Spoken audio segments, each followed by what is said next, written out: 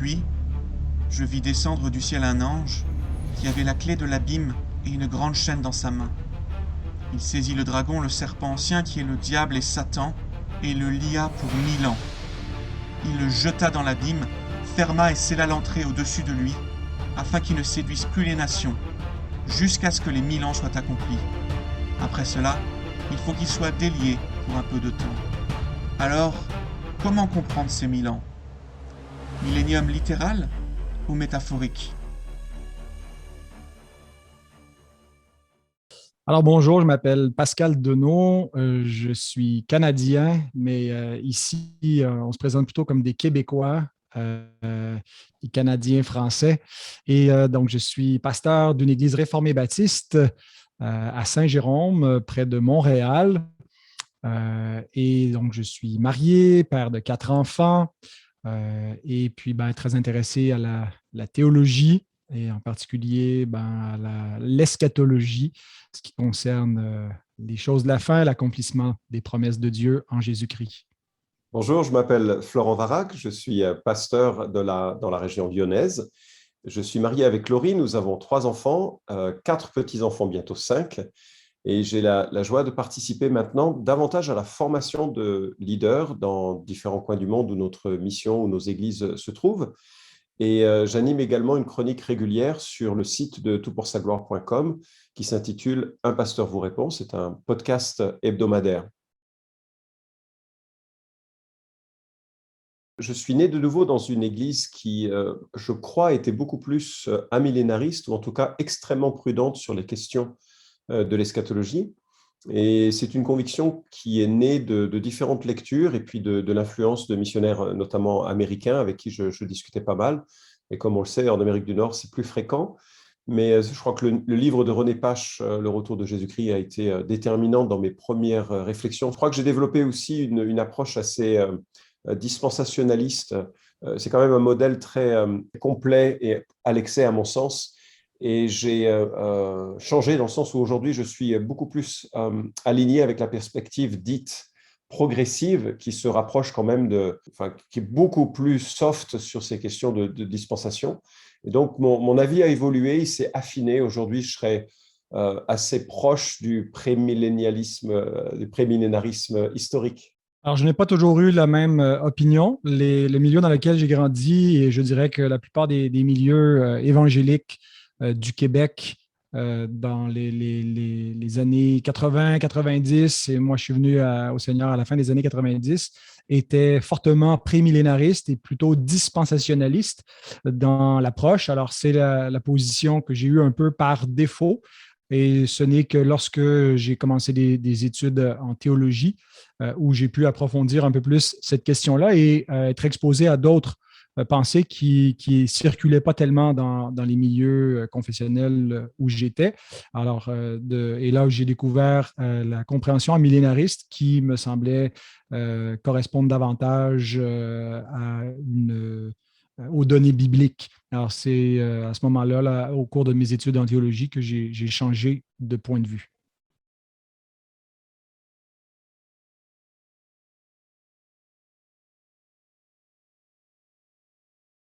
Alors, l'argument qui me convainc le plus de l'approche amillénariste, c'est l'emphase que le Nouveau Testament place sur l'accomplissement actuel des prophéties concernant la venue du royaume de Dieu, l'instauration du règne du fils de David, donc en la personne de Jésus-Christ, par sa résurrection, son ascension et sa session à la droite de Dieu.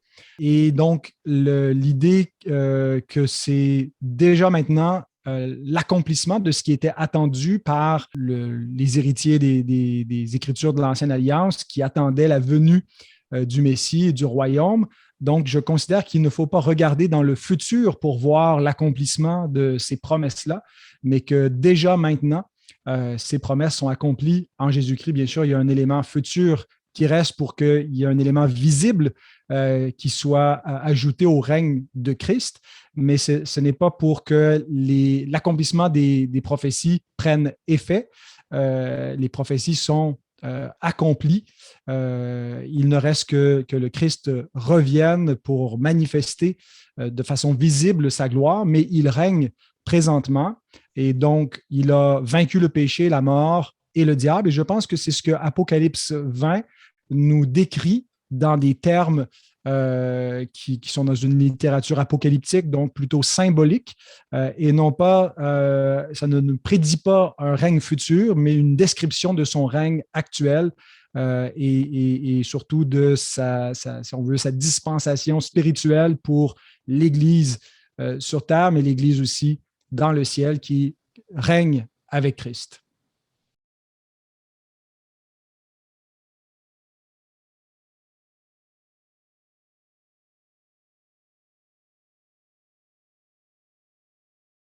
Je crois qu'il y a un fil conducteur dans l'ensemble de l'Ancien Testament d'un royaume terrestre qui serait presque parfait, mais pas pleinement parfait, et qui est inachevé, inaccompli, qui ne se réalise pas encore. Et je vois en Apocalypse chapitre 20 les descriptifs, mais pas le seul passage qui en parle, juste quelques descriptifs de cette période de l'histoire humaine, où notamment le diable qui a été vaincu à la croix sera enfin lié et inactif pendant une période de 1000 ans. Donc je vois cette notion d'un royaume qui est progressivement énoncée sur cette terre et qui reste encore avec des conséquences de la chute, mais où beaucoup des malédictions de la chute ont été levées, avec un règne visible, terrestre de Jésus-Christ, et dont les modalités sont précisées en Apocalypse 20, notamment la durée, notamment le fait que le diable est incapable de séduire les nations à ce moment-là.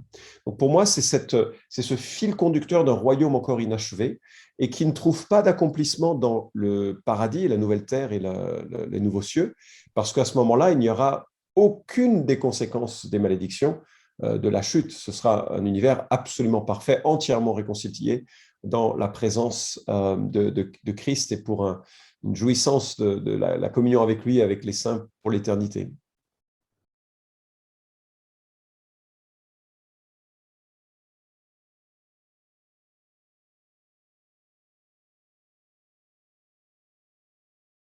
Des enjeux interprétatifs, principalement, comment on va interpréter tel ou tel texte de l'Ancien ou du Nouveau Testament.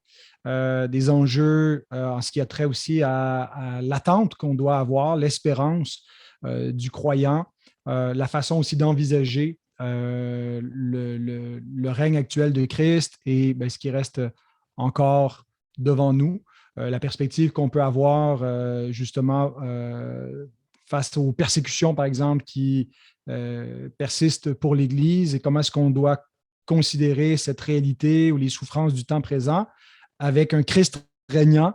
Est-ce qu'il faut simplement attendre que Christ revienne pour proclamer qu'il est Seigneur sur toute chose, ou est-ce que déjà, tout en souffrant, on peut se voir comme plus que vainqueur? Alors, ça a un impact sur la façon de vivre et de vivre, entre autres, dans le siècle présent mauvais, comme citoyen des cieux et dans l'attente du siècle à venir. Je pense que l'enjeu reflète une certaine herméneutique, et en cela, c'est important parce que cette herméneutique, on va la suivre tout au long de l'ensemble de l'Écriture. Donc, effectivement, c'est un point important. La deuxième remarque que je ferais, c'est qu'il y a un lien entre ce qui advient à Israël par rapport à l'Église. Et dans certaines théologies amillénaristes, il y a eu la notion que l'Église a remplacé Israël et que donc les exigences légales et sociétales vis-à-vis d'Israël devaient se reproduire dans l'Église. Donc, on a un Calvin, par exemple, qui punissait ceux qui prenaient un jour de repos en plus que le 7e jour, parce que c'était contraire à sa perception de l'enseignement. Il y a une forme, alors ce n'est pas du tout le cas de Pascal, hein, bien sûr, mais il y a une possibilité de remplacement d'Israël par l'Église et qui devient soudainement une sorte de royaume terrestre. Et l'histoire montre que cette manière de voir l'Église avec le remplacement sur Israël a été dramatique en essayant d'instaurer des théocraties. Une troisième conséquence que je vois, qui est, encore une fois, probablement ici, là, dans une caricature, parce que ce n'est pas forcément le cas de toutes les églises ou de toutes les théologies amillénaristes par rapport au prémillénarisme, mais je perçois que les églises amillénaristes sont plus paisibles vis-à-vis de la fin des temps et donc ont tendance à construire un ministère à long terme avec une vision sur les nations qui est plus longue, ça c'est positif, mais aussi avec une vision de la rédemption des cultures, comme si la terre est la seule terre que l'on aura avant l'éternité, donc autant la racheter, s'y engager, s'y impliquer.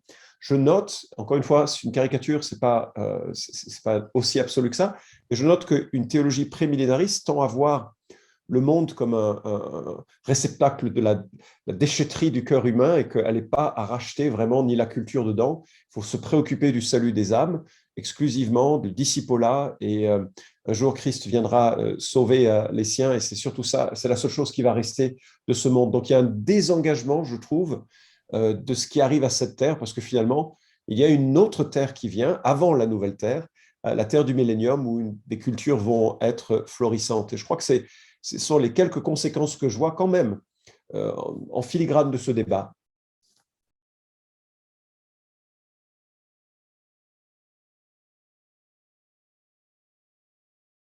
On peut aller seulement jusqu'à un certain point dans les échanges, mais on peut être beaucoup plus précis par l'écrit, faire intervenir les textes bibliques. Donc, la plus-value de lire le livre, ce sera qu'on aura des arguments peut-être moins généraux, mais plus précis, où on peut comparer une avec l'autre les deux positions et clarifier vraiment davantage cette question d'eschatologie, parce que peut-être que pour certains encore, ils ne sont pas encore c'est pas encore évident quel est l'enjeu et quelles sont les divergences interprétatives de ce passage, mais d'autres passages qui entrent en ligne de compte. Alors, je pense que le livre pourra être utile justement pour aller un petit peu plus loin. Je pense que c'est un sujet qui mérite l'attention.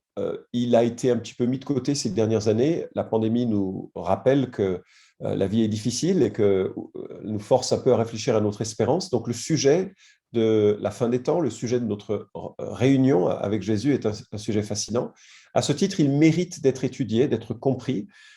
Et moi, le plus grand désir que j'ai, c'est que c'est pas forcément que les gens deviennent prémillénaristes, parce que c'est pas le but, mais c'est que des gens aiment Jésus et aiment l'étude de cette question sur le retour de Christ.